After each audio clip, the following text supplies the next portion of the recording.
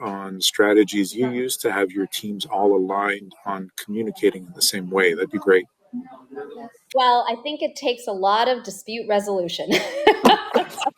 You have to Dispute resolution. Yeah, you have to test and try every single person's communication styles on a particular question.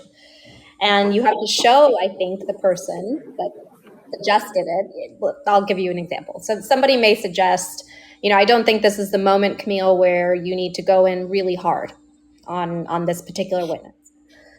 And I may disagree.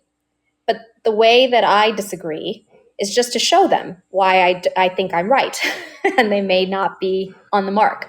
And the way we did that in the Depp-Heard case is we tested every single question with different styles, different tones, and different potential answers. And so once you do that, I think you get agreement from the team because you see it live. What could go wrong when you push too hard on a particular topic? What could go really right when you push just enough? And so I'm all about show and tell. You've got to test and try, especially in group settings, with team settings. You have to test and try each of the communication styles to get in alignment and to get in agreement. So her question is, if the counterpart uses a rude, disrespectful, provocative, or aggressive tone, how do you decide when it's best to ignore the provocation to prevent the situation from escalating, and when and how you should address their tone or words to reestablish the balance and draw a line? That's a good question. I think you should always try to ignore the provocation because it's not going to further your goal. Ignore it or fail to respond to it and choose to respond in a different way. I think that's better said, Chris.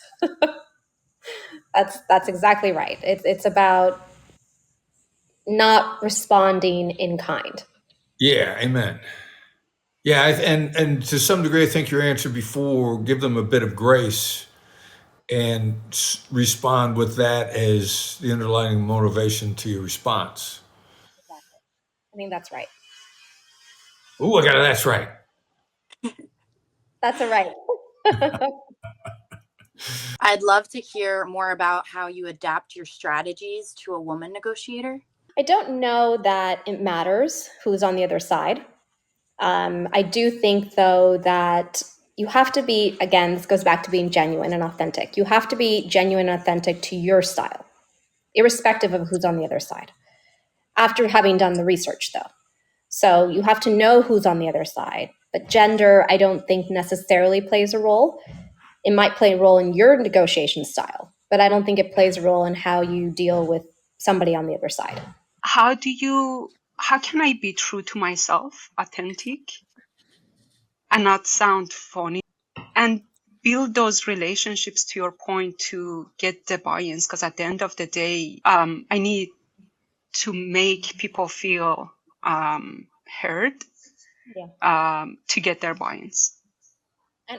And I empathize and I understand, because I'm probably not perceived as nice all the time by everyone.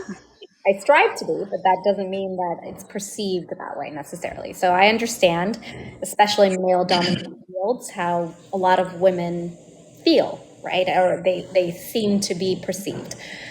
So I think it's about taking that extra step, I think. And I know it's hard to do in every situation, and it's probably impossible to do in every situation. But I do believe it's possible to do it, either in email or orally when you're interacting with somebody.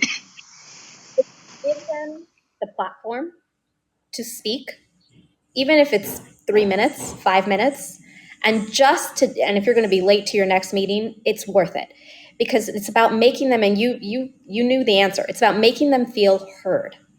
Doesn't mean you're going to agree with them. But if you give them the opportunity and you make it a point, I think this is, the key. You have to make it a point to let them know that you are actually listening. And even it could be something small. You can say, I'm going to be 5 minutes late to my meeting, but it's worth it because I want to hear you out. That will make such an impact, I think, on that person that you don't have to do it every time. But it will make an impact on that person that they they know they can come to you and you're going to take 5 minutes out of your schedule, as busy as you are, to listen to them. And when you indicate that, I think that changes the relationship and that builds a bit of trust between you and that person. So it's about signaling to them intentionally, I'm going to take time to listen to you.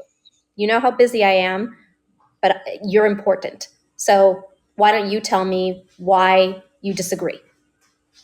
And I think it's that signaling that makes a difference. Thank you. Brilliant. Absolutely brilliant. Thank you. Great question, Hattie. Thank you very much. What are some of the strategies or tactics that you've used successfully to get people to talk and open up when they're intentionally maybe not being communicative or they're... Well, that's a great question. I think we go back to one of the principles that we've talked about, which is finding out what they care about. Because once you establish that and figure that out, and it could be something really simple, Rick, like they may really like to go fishing. And once you find that out, you're going to get trust. And trust is what builds communication. And then they're going to really love to talk to you about fishing. And then you sneak in those questions that really matter to you, right? Fishing may matter, but you're an executive recruiter. You need to know what they're planning to pay, how many other candidates they're looking at, et cetera. But I think you do that by getting them to talk about and open up about what they care about. So you got to figure out, what do they care about? And I guarantee even the most introverted person cares about something and would love to chat with you about something that they care about.